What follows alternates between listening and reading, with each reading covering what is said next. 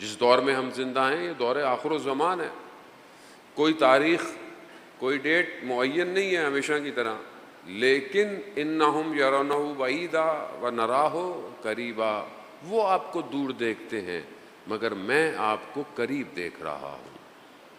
یہاں قربت ضروری ہے امام تک جانے کے لیے۔ تو پہلے جو ہم نے گفتگو کی کہ استقرار کی جو کیفیت ہے اس کو ایجاد کریں کہ مجھے ضرورت ہے، مجھے گشائش کی ضرورت ہے، میں چاہتا ہوں کہ یہ حالات بہتر ہوں، یہ چیزیں بہتر ہوں، لیکن کیا یہ اضطراب میرا ذاتی ہے یا اجتماعی ہے؟ کیا یہ جو میں پریشان ہوں یہ میری پریشانی اپنے لیے ہے یا امام زمانہ کے لیے ہے؟ کل میں نے اس پہ کافی آپ کی خدمت میں بحث کی کہ کہیں یہ نہ ہو کہ ہم چاہتے تو ہیں کہ مشکلیں حل ہوں، لیکن مشکلیں کون سی؟ میری ذاتی مشکلات حل ہوں۔ بنی عباس کا دور ہے اور امام جعفر صادق علیہ الصلوۃ والسلام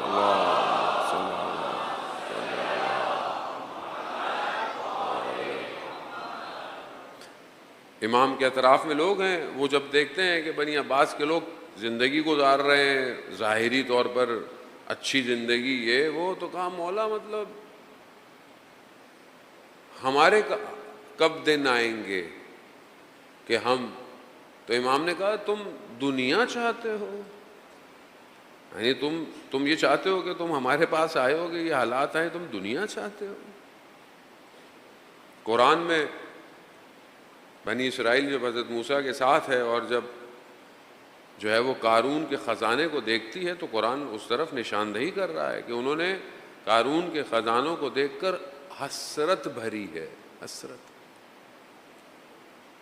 یہاں یہ بہت ضروری ہے، یہ بہت باریک بہت تھن لائن ہے انسان کی زندگی کے اندر کہ انسان اپنی کامیابی کو کیسے ڈیفائن کرتا ہے، کیا ہے میری کامیابی۔ تو یہاں پر اضطراب ضروری ہے، پہلے اس بے چینی کو پیدا کریں کہ آپ کو مجھے ضرورت ہے، اگر آپ نے پیدا کر لی اس کی بارگاہ میں دعا کریں۔ دعا مومن کا اصلاح ہے، دعا کے ذریعے ہی سے بدل سکتے۔ بنی اسرائیل جس مشکل میں تھی انہوں نے دعائیں کر کر کہتے ہیں کہ کئی سال پہلے منجی کو طلب کیا ہے۔ حضرت موسیٰ علیہ السلام پروردگار نے نجات کے لیے ان کو بھیجا اور انہوں نے دعائیں کر کر کے اپنے اس سختی کے دنوں کو کم کروا دیا، لیکن ضروری نہیں کہ دعا جب قبول ہو جائے تو تب وہ مستجاب بھی ہو جائے، یعنی خدا نے قبول کر لی۔ حضرت موسیٰ نے جو دعا کی تھی کہ پروردگار میری مدد کر، میرے ساتھ مجھے میرا وسیع دے، 20 سال بعد دعا مستجاب ہوئی، دعا خدا نے قبول کر لی، خدا کہہ رہا میں تمہاری دعا قبول کر لی، لیکن دعا کب ہوگی پوری نہیں پتہ۔ اب یہاں پر بہت سارے نکات، اخلاقی نکات ہیں سوسائٹی کے لیے۔ ہم ظاہر ہے سوسائٹی کی فارمیشن ہے، ہمارا ہدف بھی یہی ہے کہ ہم ایسی معاشرہ بنائیں، سوسائٹی بنائیں جس میں امام کا ظہور ہو، وہ سب آپ کے باطن سے ہے۔ انسان جب دعا کرتا ہے تو کچھ جہت ہیں دعا کو قبول ہونے کے لیے۔ ایک، دعا فوراً قبول ہو جائے، جیسے دعا آپ نے مانگی دعا ایز اٹ از قبول ہو گئی، جو مانگا مل گیا، ایک تو یہ ہے۔ دوسرا، خدا آپ کی دعا کو جو آپ نے مانگی ہے قبول نہ کرے مگر اس سے بہتر آپ کو دے۔ اب اس کو سمجھنے میں انسان کو ٹائم لگتا ہے۔ مثال کے طور پر ایک بچہ دعا مانگ رہا ہے، ایک مثلا طلب کر رہا ہے، یا اپنے مثلا والدین سے کہتا ہے کہ مجھے فلانی چیز چاہیے، اس کی نظر میں وہ چیز بہت بڑی ہے، لیکن والدین دیکھ رہے ہیں کہ نہیں یہ تو بیٹا چھوٹی ہے، ہم تمہیں اس سے بہتر دلا دیں گے۔ ہوتا ہے کہ ایسا ہوتا ہے؟ آپ ایک چھوٹی سی ڈنکی کو پسند کریں، ہو سکتا ہے والدین بولے نہیں بیٹا میں آپ کو بڑی گاڑی دلا دیتا ہوں۔ یعنی خدا بھی ایسی ہے، میں اپنے حساب سے جو مانگ رہا ہوں خدا اس سے بہتر مجھے عطا کرے، کیونکہ میں نہیں جانتا۔ تیسرا، خدا دنیا میں مانگی ہوئی دعاؤں کو دنیا کے اندر قبول نہ کرے بلکہ اس کا اجر اس کو آخرت میں عطا کرے۔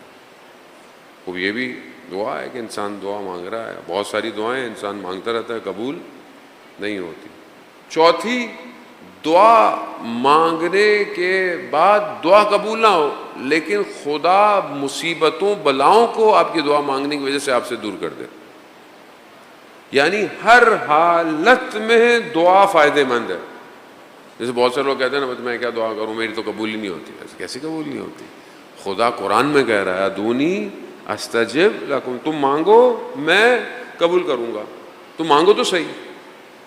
اب یہ تو وہ ہے کہ بہرحال جو قبول ہو رہی ہیں آخرت میں بھی جزا مل رہا، اور تفسیر المیزان میں اس آیت کے ذیل میں بیان بھی ہوا علامہ طباطبائی نے، قیامت میں شخص کو بہت ریوارڈ ملے گا، لیکن جب وہ کہے گا خدا یہ تو میں نے عمل نہیں کیا تھا، کہا یہ وہ دعائیں ہیں جو تم نے مانگی تھیں اور دنیا میں پوری نہیں ہوئی، تو شخص کہے گا کاش میری دنیا میں کوئی بھی دعا قبول نہیں ہوئی ہوتی۔ لیکن یہ بات ہے لیکن یہ ظاہر ہے دنیا کے اندر اتنا آسان نہیں ہے۔